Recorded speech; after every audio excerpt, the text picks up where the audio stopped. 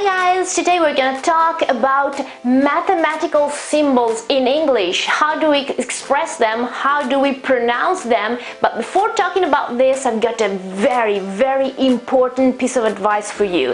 And I will answer to a question you always ask me.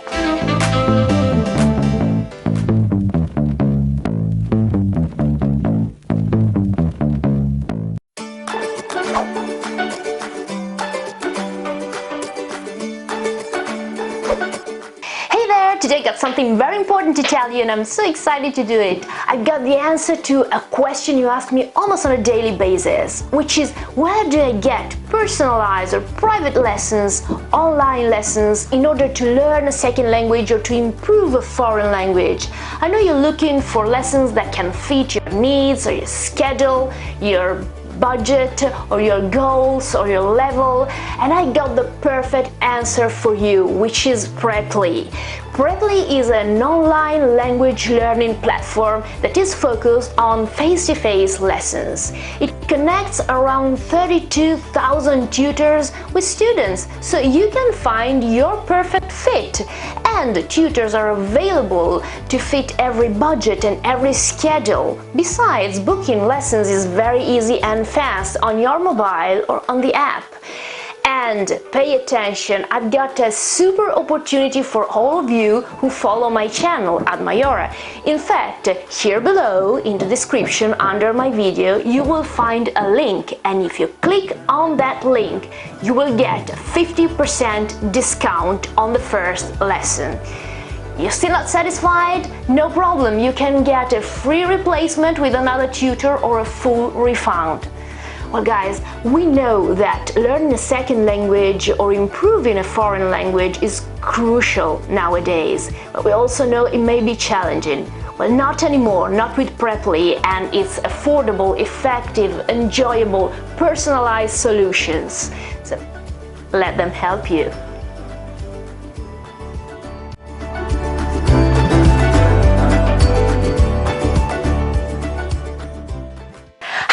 Welcome back to Maiora. So today I'm gonna teach some maths. No, I'm kidding, no worries. We're just going to talk about mathematical symbols and the way we use to express and pronounce those symbols in English. Of course, we know that mathematical symbols are international. I mean, they're the same everywhere, all around the world. But the way we use to pronounce them, to express them, is obviously different in every single language. So let's start and see how we can express them in English. Let's start with the most simple, most common symbols ever. The first one is the symbol plus. Plus. Of course, this symbol here, the word has Latin origins, but attention, the pronunciation isn't plus as it was in Latin, but it is plus. So it's very simple, of course. 5 plus 3. It's absolutely very easy. The second symbol is minus. Minus. Also in this case the origin are Latin, but also in this case the pronunciation isn't minus, it is minus. So the example is 5 minus 3. Okay, also very easy. And then this third symbol here has got two possible ways, okay, to express it. The first one is multiplied by. Multiplied by. So the first number is multiplied by the second number. As in this case, 5 multiplied by 3. The second way to express it is times. Easier, quick, okay, very common, absolutely very frequently used. And in this case, times means basically that I repeat the first number, okay, in this case for 3 times, okay, so it's 3 times 5, so it is basically 5 multiplied by 3. So it is absolutely the same thing, okay, it's just another way to express it. So multiplied by or times. 5 multiplied by 3 or 5 times 3. And the next one, divided by. Divided by. Also in this case, as in the first case here, multiplied by, it's a we can say it's a passive form, okay? So we have a past participle and then a by, okay, which introduces the other number. In this case, could be 15 divided by 5, for example. So the first number divided by the second one. Alright, we got all of these examples here, but how can we give the result using this symbol here, which is expressed in this way? We can say equals, which is very easy, very common, absolutely, and also this other form here, which is a bit longer, is equal to. Obviously they mean the same thing, and most of the times we're going to find, probably we'll find equals, okay, more frequently than is equal to. So we can go back to our examples, and 5 plus 3 equals 8, or is equal to 8. It's the same, of course. 5 minus 3 is equal to or equals 2. Obviously pay attention to the pronunciation. 5 minus 3 is equal to 2. So in this case the pronunciation can be a bit tricky.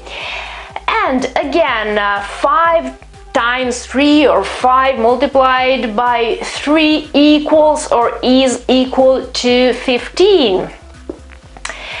And 15 divided by 5 is equal to or equals 3. So this is absolutely very, very easy. Now this is something a little bit more difficult. So this symbol here is called square root of. Square root of. So the square root of 25 is 5, okay? Because 5 multiplied by 5 equals 25. So I told you we were talking about math today. So then a few other symbols here. The first two symbols are obviously using when you express equations, but it is sometimes also used in I don't know, on social media, for example, or when you're talking in a very informal way. It's almost slang, okay, we can't define it, slang anyway, but the idea is that we kind of borrow these mathematical symbols in order to express something figurative, for example, something that is better than something else, so we can use the symbol here, or something that is less beautiful, interesting, cool than something else, and then we can use the symbol here. Of course, this is absolutely not standard English, and this is absolutely not formal, so don't write these things, okay, when you're, I don't know, at work or school or whatever. Anyway, okay, you should know they exist also in this context. Anyway, back to maths, okay. How can we express them? Of course, the first one means that something, that a quantity is bigger, is larger than another quantity. And the way to express it is greater than. For example, 5 is greater than 3. Okay, we go back to the numbers we used before. This is quite particular because we know that the adjective great is often used in English to express a quality rather than a quantity. Okay, we use big when we talk about dimensions, so quantity, and we tend to say great when we are talking about quality. So this could eventually be a bit tricky. The way we express this isn't is bigger than, it is greater than. So it's a very particular use of this adjective here, okay. Then the other one, okay, is the opposite, of course. So 3 in this case is less than 5. Okay, so in this case, the quantity is smaller. Very easy anyway. This symbol here, very common, and we know that it is a Greek word, Greek letter, and this is how we spell it. So P-I, and we pronounce it pi. Pay attention, because of course this is nothing to do with this. All right, I am great at doing this. Oh yeah, that's great. I mean, this is another kind of pie. This is, I mean, this word here has nothing to do with bakery, but this pie is very good to eat. So obviously the pronunciation is very similar, but they are two completely different things. Okay, this is something we eat, and this is obviously the mathematical symbol. So remember, okay, that they are spelled in two completely different ways, because this is spelled like that, but the way we pronounce it is very similar, so it could eventually be confusing. Then again, we're going to talk about parentheses. Now pay attention, because when we talk about parentheses, of course we're talking about mathematical symbols, but we're also talking about punctuation. So we're talking about texts in this case, so when we read, okay, those symbols, okay, in punctuation. So let's see them from a mathematical perspective. Before, these parentheses here, okay, can be called just parentheses, okay, parentheses, or they can eventually be called round brackets. Brackets and parentheses are synonyms, okay, round because of the shape, of course, this is quite easy to understand. The second kind, okay, of parentheses are called square brackets. Also in this case it is very easy to understand because of the word square, that is obviously related to the shape of the brackets. Finally, this last kind, kind of parenthesis here can be called braces, or eventually curly brackets.